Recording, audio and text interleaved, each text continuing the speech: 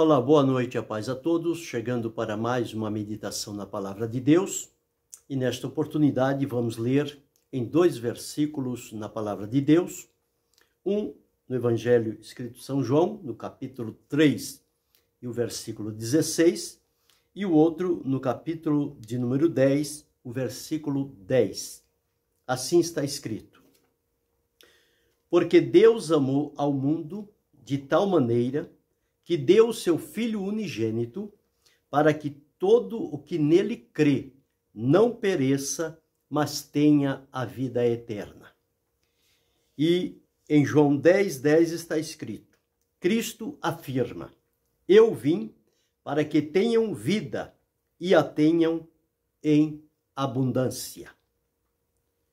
Com base nesses 2 versículos da Palavra de Deus, vamos falar sobre o amor de Deus e o plano que Ele tem para a vida de cada um de nós. O primeiro versículo que li fala que Deus amou o mundo de tal maneira que deu o seu Filho unigênito para que todo aquele que nele crê não pereça, mas tenha a vida eterna.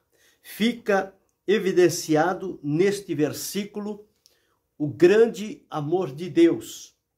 É um amor profundo, um amor sincero, um amor que procura revelar-se para com a humanidade que foi criada à imagem e à semelhança de Deus. E Deus nunca deixou de amar aquilo que Ele fez. O amor de Deus está expresso em todas as obras que Ele realizou na face da terra, desde o início, e isto vai se estender até o final, quando, então, a eternidade começar o seu propósito, o plano de Deus para a eternidade. Então aqui está dizendo que Deus, Ele nos ama e Ele tem um plano maravilhoso para a nossa vida. Quando li aqui, diz que aquele que nele crê não pereça, não se perca, mas tenha a vida eterna. Vida eterna é uma vida sem fim na presença de Deus. É isso que Deus está prometendo. E Ele deu prova disso pelo seu amor, ao enviar o seu Filho Jesus. E o plano de Deus está no segundo versículo que li, quando o Senhor Jesus afirmou, dizendo: Eu vim para que tenham vida e a tenham em abundância. Esta vida abundante que Jesus veio oferecer e trazer à humanidade é uma vida plena, é uma vida com propósito, é uma vida de realizações. Então, aliado no presente, esta vida abundante com a promessa da demonstração do amor de Deus para o que nele crê, tenha vida eterna. Então aqui está trazendo diante de nós 2 vidas. Primeiro, para o presente, uma vida abundante, uma vida plena, uma vida com propósito e, por fim, a vida eterna, ou seja, uma vida sem fim, na presença de Deus por toda a eternidade. Pois bem, se Deus nos ama, como de fato está demonstrado neste versículo 16 do capítulo 3 do Evangelho de João, e Ele tem um plano de vida abundante para cada um de nós, o que acontece então que a maioria das pessoas ainda não está desfrutando desta vida abundante e nem tendo esta promessa da vida eterna que foi prometida pelo Senhor. Porque o que Deus promete é verdade. Promessa do Senhor são infalíveis, são fiéis e são verdadeiras. Quando Ele diz, porque Deus amou o mundo de tal maneira que deu, Ele deu. Ele já fez a parte dele. Que deu o seu Filho unigênito, Filho único da espécie, com o objetivo de que todo aquele que nele crê não pereça, mas tenha vida eterna. E Jesus reafirmou, dizendo: eu vim para que tenham vida e a tenham com abundância. Por que é que as pessoas não estão experimentando a vida abundante e a vida eterna? Essa é a questão que precisamos entender. O que acontece na vida das pessoas que elas não estão desfrutando nem do amor de Deus e nem do plano de Deus para a vida abundante? Quando nós lemos as Escrituras, nós vamos entender que existe uma barreira. Por quê? Deus é santo, criou o homem à sua imagem e semelhança, mas na desobediência entrou o pecado no mundo, o pecado passou a todos, e por conta disso criou-se uma separação. O homem tornou-se pecador. Deus continua santo, mas entre o homem e Deus criou-se um abismo, uma grande separação. De tal forma que não havia como aproximar-se de Deus. E esta barreira que se criou, nós vamos encontrar na palavra de Deus, ela chama-se pecado, transgressão, desobediência, iniquidade, infidelidade, prática do mal, todas essas coisas. Então nós entendemos que o homem, ele tornou-se pecador, está separado de Deus, e esta é a razão. Por ser pecador, está separado de Deus, e como consequência, ele não pode, com isso, conhecer nem experimentar o amor que Deus tem para com ele e o plano de vida abundante. Então isso não está acessível a este homem, a esta mulher, por conta do pecado, da prática da vida, e porque todos depois de Adão nasceram em pecado, em iniquidade. Então, separados de Deus. Então, o homem é pecador. A palavra de Deus nos afirma em Romanos, no capítulo 3, versículo 23, o seguinte: pois todos pecaram e carecem ou foram destituídos da glória de Deus. Então, precisam da glória de Deus. Mas por conta do pecado, então eles estão separados. Então, como já disse, as pessoas foram criadas para ter um relacionamento íntimo com Deus, um relacionamento perfeito, como aquele que Deus tinha com Adão no Jardim do Éden, quando o criou, antes da entrada do pecado.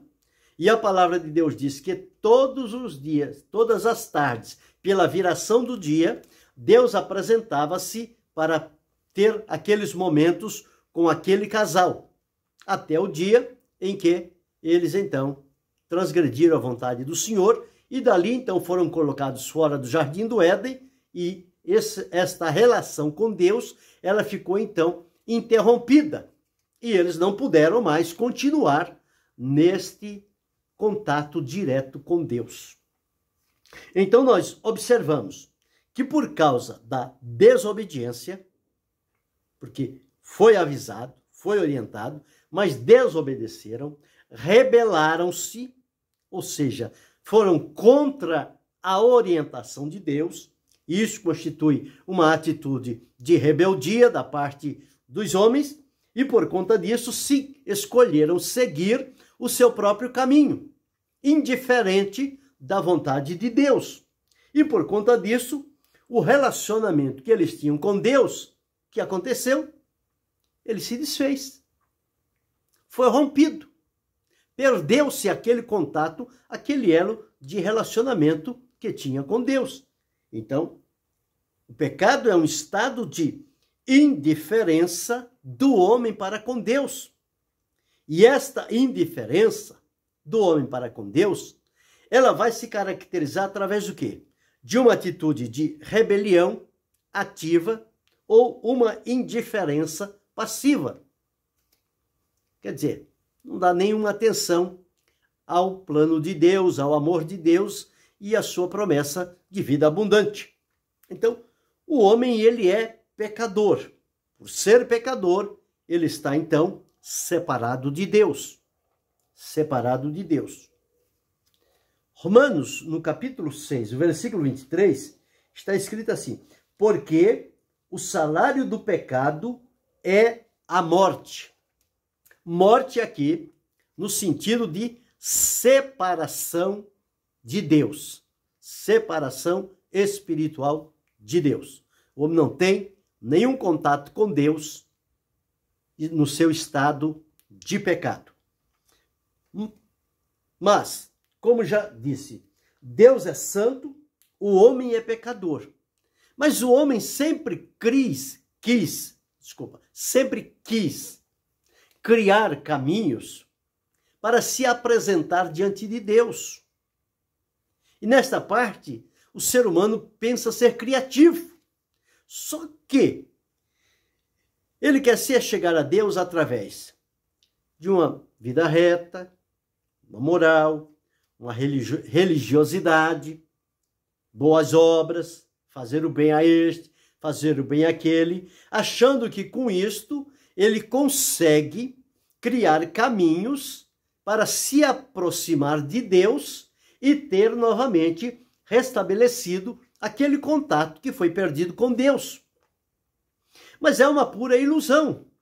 Por quê? Porque tudo que há no homem tem a marca do pecado.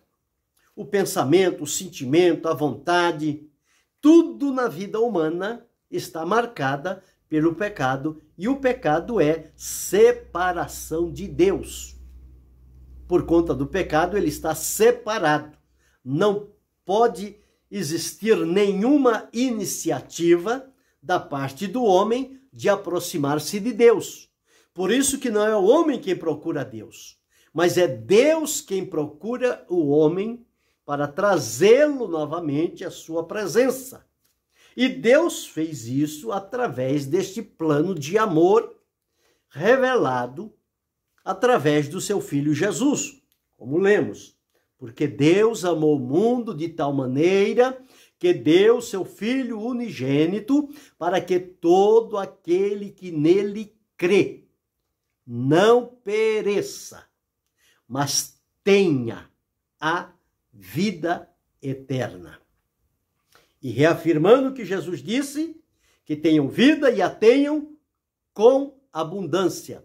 Uma vida plena e com propósito na presença de Deus. Então, um grande abismo se faz entre o homem e Deus. Deus é santo, o homem é pecador.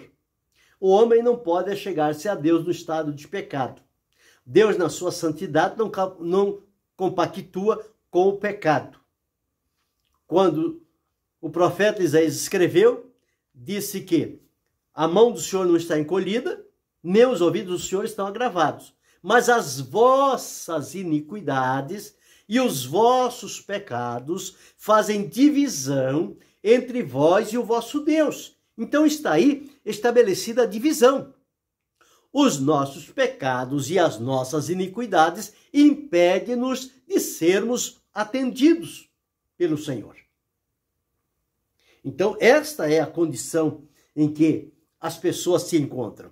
O homem está continuamente procurando alcançar a Deus através de caminhos que ele quer criar. E não é possível porque tem a marca da corrupção. Então, por este ponto, não tem como. E qual deve ser, então, a solução? Qual é a resposta para este problema? Se de um lado tem um Deus que ama, provou o seu amor em dar o seu filho. O filho veio, afirmou que ele veio para trazer vida e vida com abundância. O homem, a mulher que é alvo do amor de Deus, para quem Deus dirige o seu amor e o seu plano para uma vida abundante, não tem como se aproximar de Deus, porque existe um abismo, uma separação. Como resolver este problema? Será que da parte do homem já entendemos que não tem como ele resolver esta situação? Porque o Senhor disse: busquei dentre eles um que praticasse a justiça, mas a ninguém achei. Então Deus não encontrou um único homem na face da terra que não tivesse consigo a mancha do pecado. Foi por isso que ele enviou seu filho, que ele foi gerado no ventre de Maria, por obra e graça do Espírito Santo, e, portanto, nasceu sem pecado. Viveu a sua vida, desenvolveu o seu ministério, enfrentou a cruz lá no alto do Gólgota, levou sobre si os nossos pecados, ofereceu a vida em sacrifício a Deus, Deus aceitou aquele sacrifício como válido, e então agora o impasse entre o homem e Deus poderia ser resolvido unicamente através de Jesus. Então nós observamos aqui que Jesus é a única solução de Deus para o homem pecador. Se o homem não podia aproximar de Deus por conta do pecado, Deus do homem por conta da santidade, como resolver isto? Quando Jesus Cristo veio, a Escritura diz que Jesus Cristo é verdadeiro homem e verdadeiro Deus. Ou seja, 100% homem, 100% Deus. Identificou-se conosco, assumiu as nossas transgressões, nossos pecados, levou sobre si ao madeiro, e ele tem consigo também a divindade, como Deus que ele é. Então, Jesus era a única solução viável para resolver este impasse entre o homem e Deus, Deus e o homem.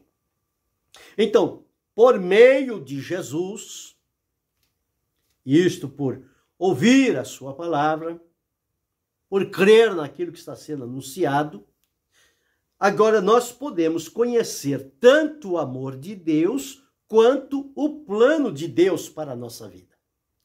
Através de Jesus. Foi que tornou isto possível.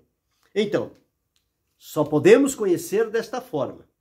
Então, sendo Jesus a única solução, o que foi que Jesus fez para que fosse válida esta solução diante de Deus?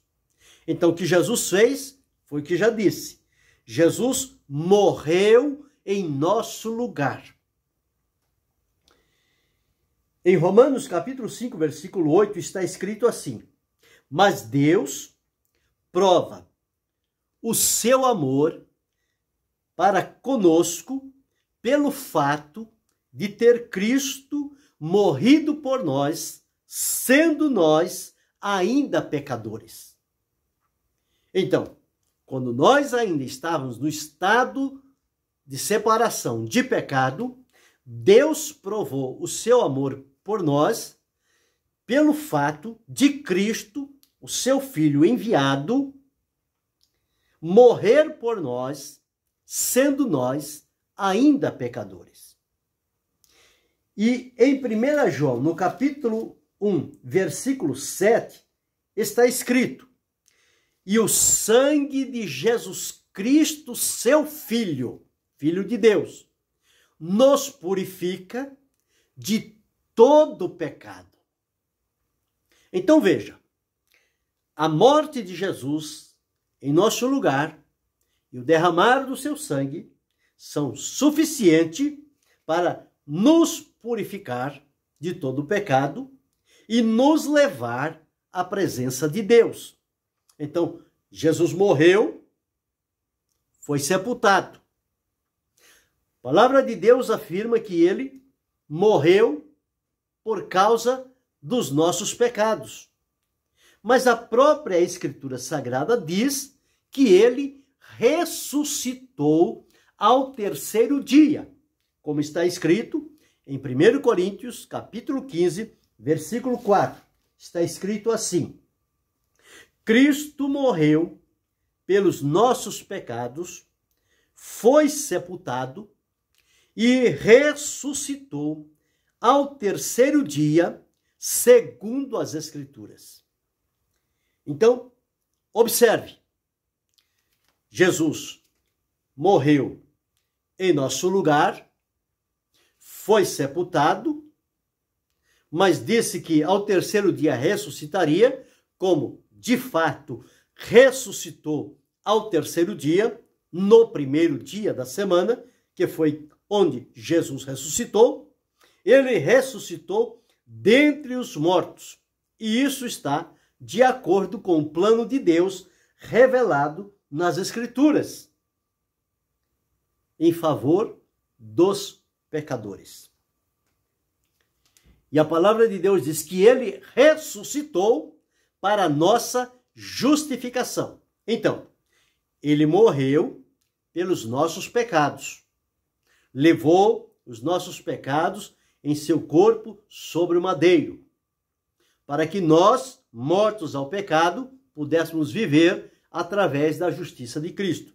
Mas ele ressuscitou para a nossa justificação. Quer dizer, a ressurreição de Jesus selou o plano completo de Deus de perdoar a humanidade que crê em Jesus, não perece, mas recebe a vida eterna, e com a ressurreição de Jesus recebe também a justificação diante de Deus. São declarados como justos diante da presença de Deus, e aí então pode usufruir paz com Deus, por meio de nosso Senhor Jesus Cristo. Então, Jesus é o único caminho. O próprio Jesus diz aqui no Evangelho de João, no capítulo 14, o versículo de número 6, ele diz assim: respondeu-lhe Jesus, eu sou o caminho, a verdade e a vida. Ninguém vem ao Pai senão por mim. Então observe, tudo se volta agora unicamente para Jesus, porque ele foi o enviado de Deus a favor da humanidade. E ele agora diz, eu sou o caminho. Jesus não disse, eu sou um dos caminhos. Não, ele disse, eu sou o caminho. Querendo dizer, eu sou o único caminho pelo qual o homem, a mulher, arrependido dos seus pecados, pode achegar-se a mim e eu o levarei à presença do Pai. Porque ele diz, ninguém vem ao Pai senão por mim.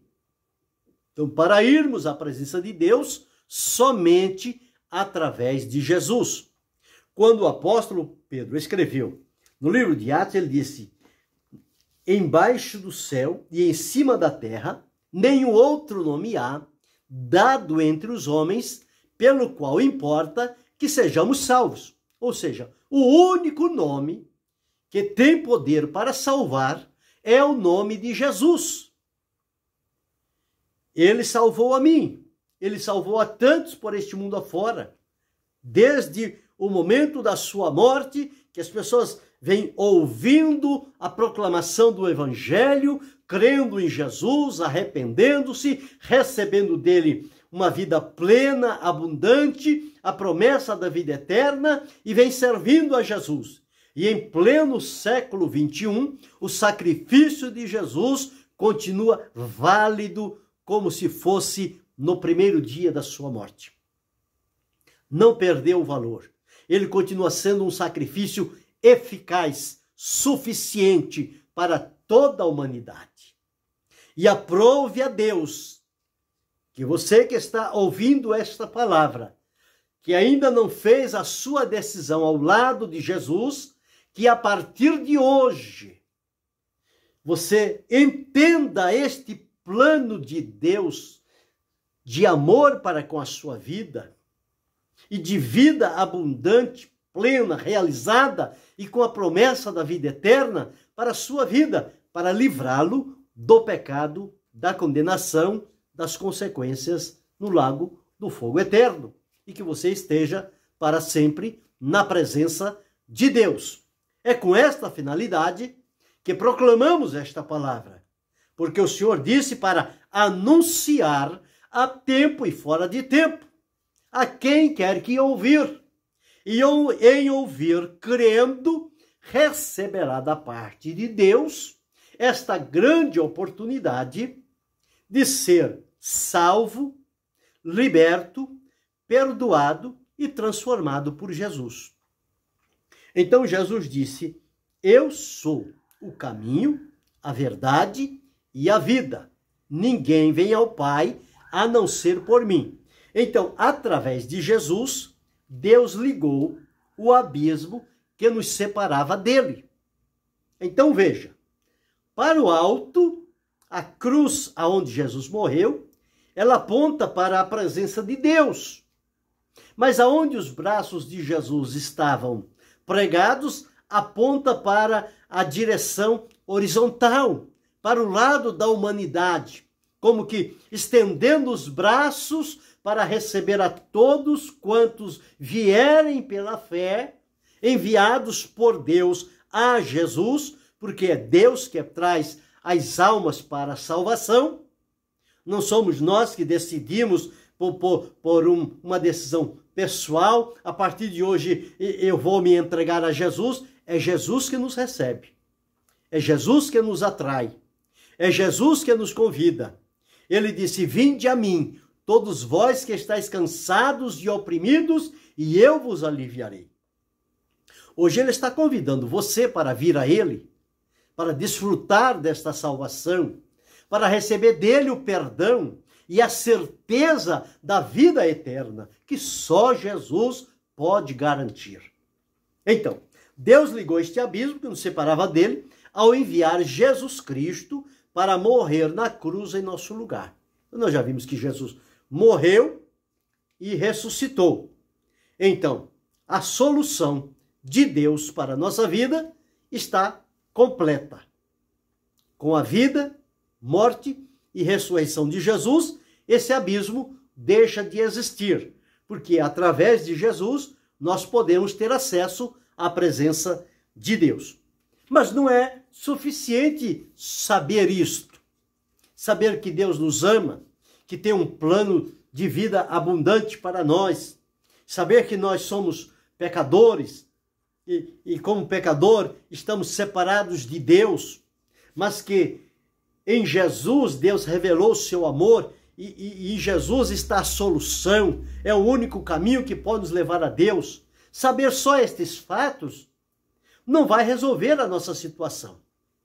O que vai resolver é, uma vez que entendemos que Deus nos ama e tem um plano de vida abundante e eterna para cada um de nós, mas que nós, da nossa parte, estamos impedidos de aproximar de Deus por conta do nosso pecado e da separação de Deus, agora encontramos em Jesus a solução que Deus estabeleceu.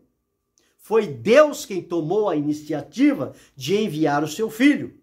E ele veio e obedeceu à orientação de Deus. Consumou a obra da redenção lá na cruz do Calvário. E agora que sabemos disso, o que fazer? Se a morte, ressurreição de Jesus foi a nosso favor, o que nós podemos fazer? Qual é a oportunidade que Deus coloca diante de nós para entendermos que isto também será útil para a nossa vida? Então nós precisamos ouvir o convite de Jesus, que ele está chamando a todos para que venham a ele, para que recebam a salvação. E os que são convidados, eles devem vir a Cristo. Ao hino que cantamos diz: vem a Jesus, ó perdido. Vem a Jesus como está. Ele quer dar vida e vida eterna. Então, uma vez que temos o convite de Jesus, através da sua palavra, através dos pregadores do evangelho, que anunciam pelos 4 cantos da terra o amor de Deus e o sacrifício de Jesus, pelo qual as pessoas podem ser aproximadas diante de Deus. Então, uma vez que somos convidados a Jesus, nós devemos então receber o convite que Jesus nos faz. Ele diz: vinde a mim. Então o que nós precisamos fazer? Ir a Jesus, porque ele nos convida. E ele convida a todos, indistintamente. Então precisamos receber a Jesus como Salvador e Senhor. Como aquele que salva, aquele que perdoa, aquele que liberta, aquele que transforma a nossa vida, mas também como Senhor. Porque a partir de agora, ele será então Senhor absoluto da nossa vida. Nossa vida pertencerá ao Senhor Jesus. E nós seremos então servos de Jesus. Mas quem tem um Senhor como Jesus, tem tudo o que precisa na vida. Porque sem Jesus no mundo, no estado de pecado, de separação de Deus, nós somos escravos do pecado. E quem é senhor do pecado é Satanás. Então ele escraviza as pessoas através da prática dos pecados, dos vícios e de todas as coisas, os males que a sociedade não consegue resolver. Mas em Jesus é possível que encontre a solução, porque Jesus veio para libertar e salvar. Então veio para salvar, para ser Salvador e Senhor de todo aquele que nele crê. Então, e isto é através de um convite pessoal que Jesus faz. Eu já citei aqui, ele diz: vinde a mim, todos vós que estáis cansados e oprimidos, e eu vos aliviarei. Então Jesus continua convidando. Se ele está convidando, e o que ele tem a nos oferecer é algo que vai mudar o nosso destino eterno, vai melhorar a nossa vida e o nosso relacionamento para com Deus, seríamos pouco sábios ou pouco inteligentes se rejeitar este plano de Deus para a nossa vida, que fez tudo e coloca à nossa disposição. E a nossa parte é somente atender o convite de Jesus. E ele entra na nossa vida e realiza a sua obra, o seu querer. Então, precisamos receber a Cristo, porque o convite ele já fez. Ninguém pode dizer que não foi convidado por Jesus. Ele diz: vinde a mim, todos vós, todos, indistintamente, e eu vos aliviarei. Então, no Evangelho de João, no capítulo 1, versículo número 12, está escrito assim: mas a todos quantos o receberam, deu-lhes o poder de serem feitos filhos de Deus, a saber, aos que creem no seu nome. Então, ao receber a Jesus, Deus dá-nos o poder de sermos feitos filhos de Deus. Ou seja, os que creem no nome de Jesus tornam a ser filhos de Deus. Mas o apóstolo São Paulo, escrevendo em Efésios, no capítulo 2, versículos 8 e 9, ele nos diz que nós recebemos a Cristo pela fé. Está escrito assim: porque pela graça sois salvos, mediante a fé. E isto não vem de vós, é dom de Deus. Não vem das obras, para que ninguém se glorie. Então veja, recebemos a Cristo pela fé. Salvação é pela graça, por meio da fé. É preciso fé, porque sem fé não há salvação. Então é pela graça, por meio da fé, que se recebe de Deus através de Jesus, a salvação. Mas recebemos ele também através de um convite pessoal, conforme está escrito no livro de Apocalipse, capítulo 3, o versículo de número 20, que assim está escrito: Eis que estou à porta e bato. Se alguém ouvir a minha voz e abrir a porta, o coração, entrarei em sua casa e cearei com ele e ele comigo. Então veja, há um banquete, há uma festa preparada para aqueles que atendem ao convite de Jesus, recebe dele o perdão, a libertação, a transformação, a salvação, a vida abundante, a certeza da vida eterna.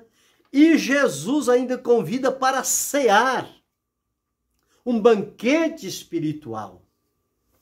E a própria palavra de Deus diz que a festa no céu por um pecador que se arrepende. Então veja a alegria dos anjos na presença de Deus, quando um homem e uma mulher aqui na terra ouve a palavra de Deus, o convite de Jesus para a salvação, e o recebe no seu coração. Há um regozijo na presença de Deus. É motivo de alegria para nós que vivemos aqui e para os anjos que estão na presença de Deus, em ver que mais um foi alistado para a vida com Deus, para a eternidade, para a salvação. Por quê? Receber a Cristo vai implicar arrependimento. Nós vamos tomar consciência de que nós somos pecadores e precisamos romper com a vida de pecado.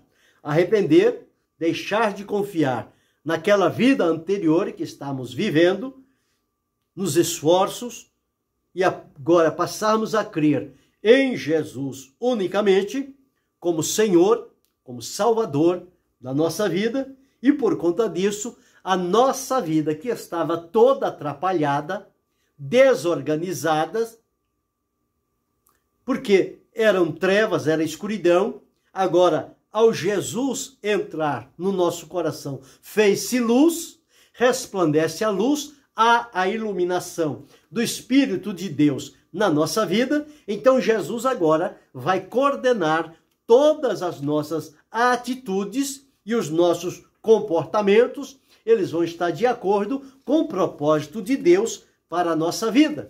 E por isso, então, vamos viver uma vida que agrada a Deus. Então, é isto que a salvação oferecida por Deus confere à nossa vida. Uma transformação radical de dentro para fora. Aonde o coração estava devotando adoração, agora nós adoramos ao Deus único, vivo e verdadeiro. A escravidão que nos subjugava a uma prática pecaminosa, descontrolada, agora nós temos o Espírito de Deus que coloca paz, coloca alegria, coloca temor, coloca fidelidade no nosso coração, firmeza na nossa vida, abre o nosso entendimento, faz-nos compreender a vontade de Deus para a nossa vida, e com isso nós vamos desfrutando desta vida abundante e o pleno amor de Deus para nós, revelado em Jesus. Então, é desta forma que se recebe a Jesus. E você pode, aonde você estiver, de maneira simples, se entendeu este plano de amor de Deus e de vida abundante, para perdão dos pecados, certeza de vida eterna, para com Deus, você pode aí mesmo dizer a Ele que você reconhece-se um pecador, mas que está arrependido e que a partir de agora crê em Jesus como Senhor e Salvador da sua vida e coloca a sua vida aos cuidados de Jesus, obedecendo ao convite que Ele lhe fez, dizendo: vinde a mim, todos vós que estáis cansados e oprimidos, e eu vos aliviarei. ele vai aliviar a tua vida, ele vai tirar o peso do pecado, ele vai tirar a condenação do pecado, vai colocar o Espírito de Deus dentro do teu coração, você vai desfrutar de paz, de alegria, de direção e vai ter comunhão com Deus. Um contato direto com Deus e Deus com você através de Jesus Cristo.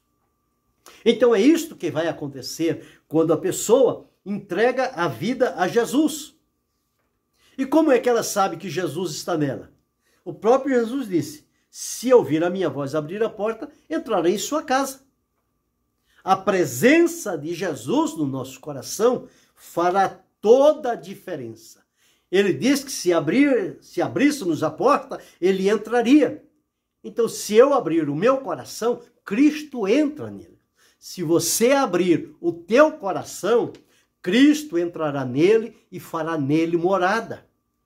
E a sua vida será uma vida rica, abundante e a vida eterna que Deus prometeu. Ele promete isto a todos aqueles que recebem ao Senhor Jesus Cristo. Então, observamos esta noite que Deus ele tem um amor especial para com a vida de cada homem, de cada mulher que ele criou na face da terra. E que por conta do pecado estão separados de Deus. Mas não devem continuar separados, porque o abismo que nos separava de Deus, ele deu a solução. Foi Jesus Cristo. E ao vir Jesus, viver a vida, exercer o ministério, morrer por causa dos nossos pecados e ressuscitar para a nossa justificação, Deus ligou aquele abismo e agora, através de Jesus, nós podemos nos achegar a Deus, perdoados, libertos, transformados e salvos para toda a eternidade. Esta é a promessa de Jesus para cada um de nós. E que nesta noite você possa tomar esta decisão. Crer em Jesus, confessá-lo como Senhor e Salvador da tua alma. E você vai desfrutar de bênçãos infinitas na presença de Deus. Você vai ter problemas? Claro que vai ter problemas. Mas você vai ter o direcionamento de Deus para te fortalecer naqueles momentos, te orientar na solução, no problema de enfermidade, no problema da morte física. Ele vai estar junto para dar o conforto e o consolo necessário. Mas a promessa da vida eterna, ela está de pé. E nós sabemos que um dia nós vamos morrer fisicamente, porque isso está ordenado a todos os homens. Mas há uma promessa de Deus para aqueles que recebem a Cristo, eles ressuscitarão, serão transformados, receberão de Deus um corpo glorioso e vão habitar por toda a eternidade com Deus. É isso que a palavra de Deus ensina. E é essa promessa que alimenta o nosso coração na vida em que estamos atravessando, servindo a Jesus com alegria, com gratidão, com prazer na alma. E que você possa fazer isto também. Decida-te hoje. Recebe-o como Senhor e Salvador. E depois você vai testemunhar a grande diferença que Jesus fez na sua vida. Porque ele sempre faz. Todos aqueles que receberam a Cristo no seu coração, eles foram transformados, libertos, mudados. E estão gratos a Deus pela grande oportunidade de ter enviado Jesus para a salvação dos pecadores. Que esta palavra possa falar bem alto no seu coração e que você, a partir de hoje, tome esta decisão em nome de Jesus. É o que esperamos e pelo qual oramos que aconteça. E que Deus em Cristo Jesus possa abençoar-nos hoje e para sempre. Amém.